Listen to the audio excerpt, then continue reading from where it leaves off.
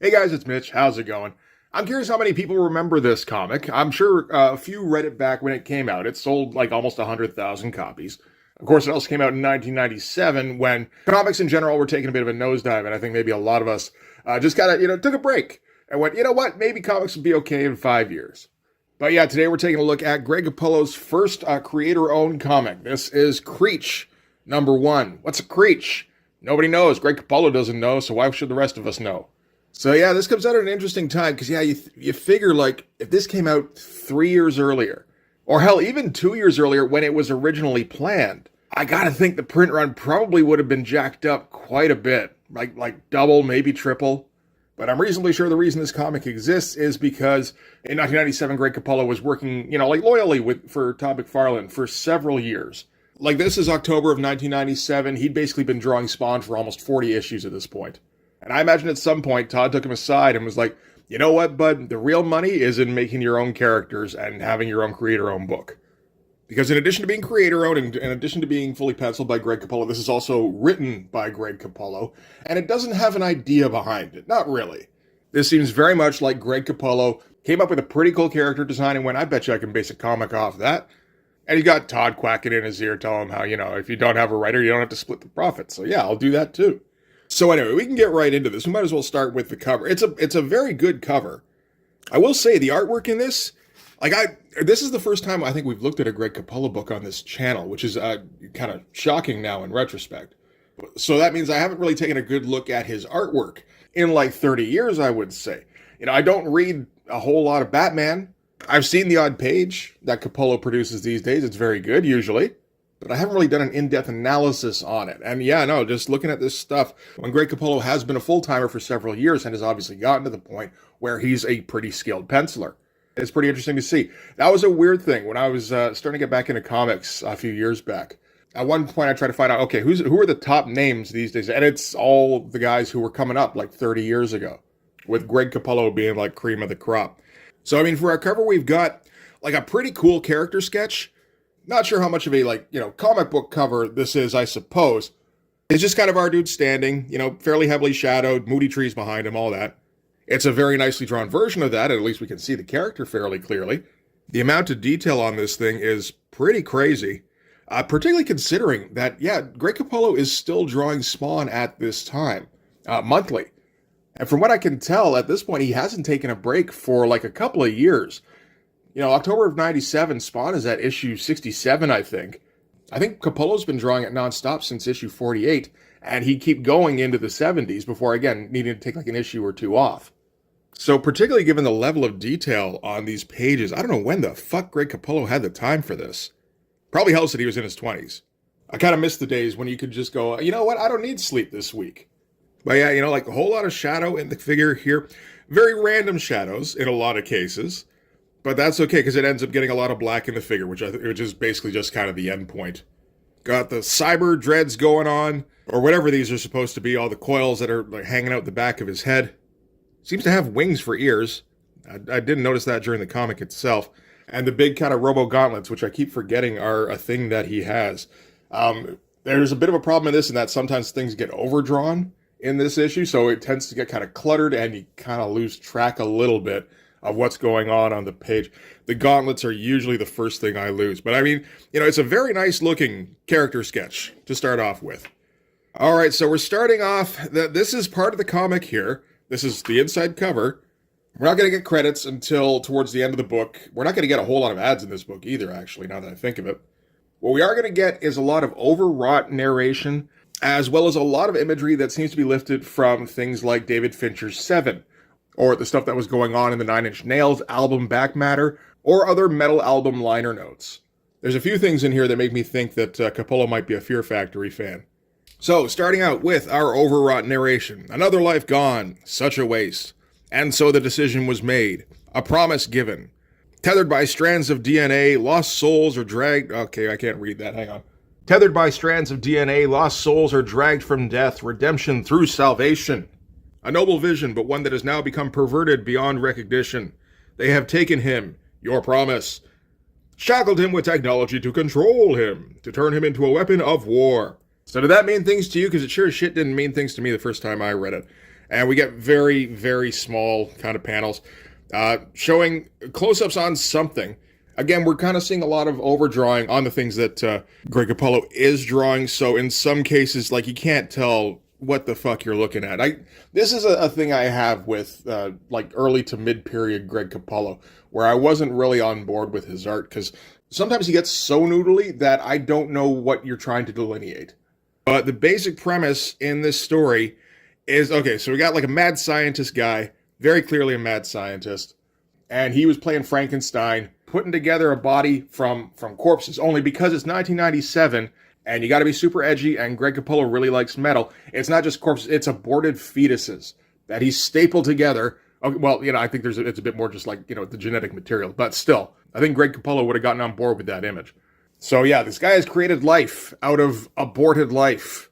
It's so edgy, holy shit. We're going to find out that the reason he's done this is because he used to have a family, like he had a wife and a son. He doesn't anymore, so I assume they died. And this was going to be his replacement son.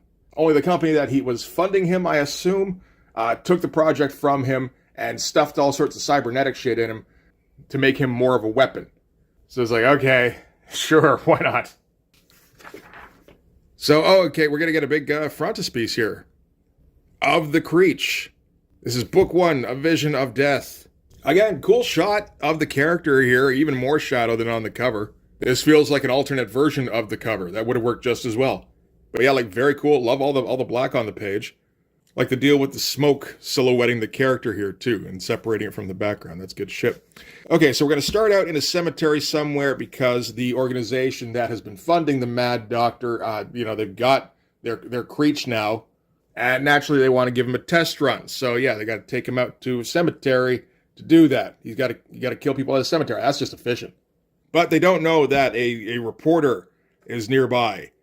We don't know that either because Capullo doesn't say that outright. I mean, I guess if you're looking for it, yeah, it's there. It says, I don't know which is louder, the thunder or the sound of blood pounding in my ears. Already checked the camera 3 times. Once more won't hurt. Got film shutter speed set. Wrong shutter. Lens cap still off. Now to stop shaking. So yeah, if you know that it's meant to be a journalist, then it's, okay, yes, I can see journalist there. But actually, this is another thing that's going to pop up a lot in this comic, which is misspellings. It's an odd thing to see. I should give you the credits on this. This is, of course, written and penciled by Greg Capullo. Inked by Danny Meeke. Danny Meeke was inking a lot of Greg Capullo at this time. He seems to be the primary inker on Spawn around now. Letter by Chris Eliopoulos, who I assume knows how to spell. I've never noticed anything wrong with the lettering on his comics before anyway. But anyway, we're going to get, our group rolling up in the cemetery here. And just, ton of fucking detail all over everything. Again, I have no idea when he would have had the time to draw this thing. You would think, with a guy trying to draw 2 comics at one time, that he'd have to ease off a little bit. But that doesn't seem to be the case. I mean, it could just be that he was able to go extremely fast, probably because he was young. But okay, it turns out that the organization has brought in some asshole mercenaries to hunt down the Creech in the middle of this cemetery, or to be hunted by the Creech, more accurately. And yeah, they all look like over-designed toys, which I'm sure Todd was happy with. That is another aspect of this, is that the McFarlane Toys thing is starting to kick into high gear around this time. So there may have been a conversation between Todd and Greg being like, you know what? I need another toy design for my figure line. So like, if you want to come out with a comic, now's a good time. So anyway, the mercenaries go hunting through the very highly detailed cemetery while the Creech lurks in the background here, and then they just kind of die off camera. A lot of blood splatters. There's a lot of Toddisms in Capullo's artwork around this time, which is not surprising. He took over for Todd on Spawn, and naturally, I think, and particularly as a young artist, he wanted to carry over as much of the Todd feel as he could, and then that just kind of became a part of his style. But apart from, just the highly detailed noodling, there's also kind of a persistent Todd feel in terms of the page layouts. So mercenaries go through, one by one, they get picked off by the Creech and just kind of turned into pulp, turned into pulpy heads. I'm not even sure what's going on in this panel here, other than, dude's getting thrown here, and there's a head, and we got to have a close-up on the head, because I really want to draw a pulped-up human head.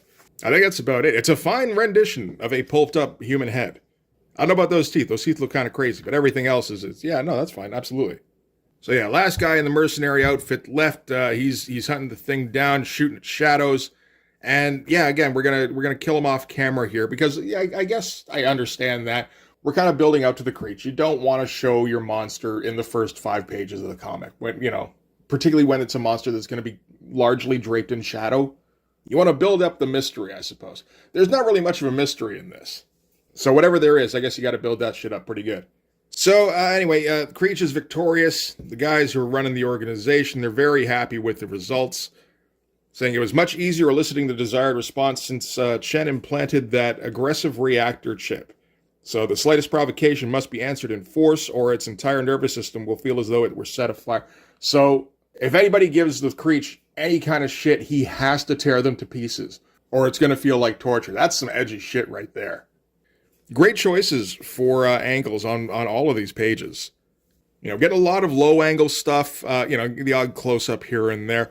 Twisting the camera a little bit here, popping out the guns from the paneled border. Again, not skimping on any detail either. There's just like shit flying everywhere. When the mercenary does get killed, again going for the low angle, gets thrown back against the headstone. That's nice. Get the blood splattered all over it from where I assume his head hit it. Yeah, it's great looking stuff, absolutely. And again, we got a close up on the journalist here when he's escaping, didn't manage to get caught. Again, we're going with a low angle, we're going with the silhouette. It's very impressive looking stuff. All right, so later, we're going to be cutting to an abortion clinic, which makes sense, because this is a monster that's been stapled together from aborted fetuses, naturally. So I guess the natural chain of logic there, then, is that this is an abortion clinic with a Black Book Spec Ops division, which is the kind of thing I would have put in my comic. And we get our Dr. Frankenstein rolling in, and he's just getting harassed by the large crowd of protesters out front of the abortion clinic. These are, what was the group? It's something, they're super Christians, essentially. There's a lot of Christian, iconography in this book. At the same time, the Christians are usually portrayed as raving lunatics, which I think dovetails with McFarlane's view on Christianity. We get that journalist roll up. He suggests that Frankenstein here, Dr. Batu, may have been the one who tipped him off about the cemetery, but Doctor doesn't acknowledge him, just keeps rolling in. And that's kind of it. And we get the shot down here of what I assume is the abortion clinic.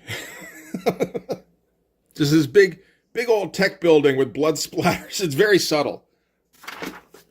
All right, so Batu rolls into the lab, and it's a big, cyber force, all the tech kind of converging on a central point kind of lab. It looks absolutely fantastic. Doctor's complaining about his vision for the Creech being twisted. The guy who's running the organization has brought in a little tech dork. So Batu did all the Frankenstein stuff of, taking the genetic material and turning that into life. And then the tech dork went and crammed all the cybernetics into it that made it a weapon. Tech dork is super stoked that Batu is familiar with him because he idolizes Batu. See, he says right there, he idolizes you, Doctor.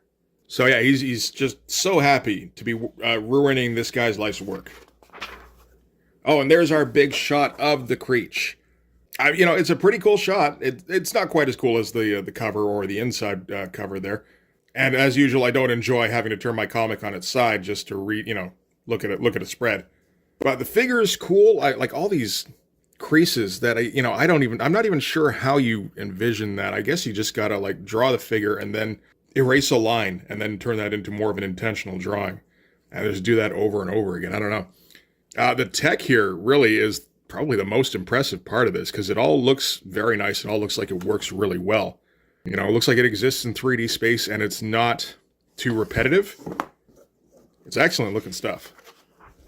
Okay, so yeah, Batu, I assume he already knew that Creech was getting turned into a weapon, but naturally, seeing it again, he's got to rail against it once more. Surprisingly, dude running the facility is not moved and doesn't feel the need to change anything about his plans. So then we're going to get some introspective stuff with Batu. And this is the stuff where we learn his wife is dead, his child is dead, and this was an attempt to kind of create life again. Innocent life, all no preconceived notions or anything that a shadowy facility can totally take a hold of and fill up with whatever terrible shit they want. And yeah, now that's been twisted as he whips tanks around and stands menacingly on top of wreckage in lightning storms. Get another pretty great shot of the Creech, like standing there. We got a few of those now. That makes 3 or 4. Well, I guess with the double page spread, that's 4. Not a whole lot of the Creech doing anything. But that's maybe for issue 2. This is the build-up issue. Yeah, great shot. Getting all those squiggly veins in there. That's great shit. It's gross.